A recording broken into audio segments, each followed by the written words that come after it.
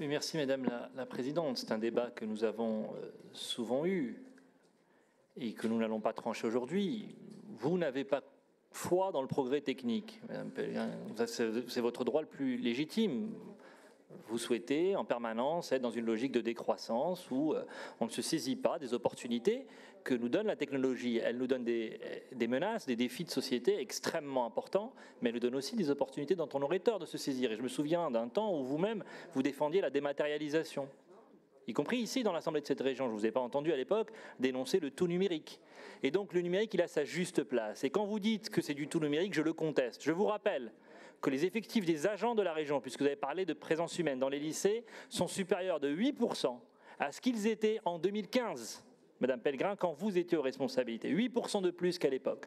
Donc nous faisons les deux en réalité. Et le numérique est un outil, et vous préférez peut-être qu'on s'éclaire à la bougie, ce n'est pas notre cas. Nous pensons que quand il y a des outils, il est intelligent de s'en servir, et dans nos lycées, ça a été un atout d'avoir ces outils numériques, en particulier durant la crise sanitaire, et nous avions eu raison d'engager ce mouvement dès 2018, dès 2019, et aujourd'hui je crois que dans la communauté éducative, ça a sa juste place, et les retours que nous avons des enseignants, des parents d'élèves, sont des retours positif, et bien sûr nous allons continuer à faire évoluer ce qui doit l'être. Vous n'avez pas parlé des manuels libres, par exemple, que nous finançons également et qui peut-être trouveront à vos yeux une forme d'utilité. La réalité, c'est que l'effort de la région, oui, il est conséquent, mais il est parfaitement utile.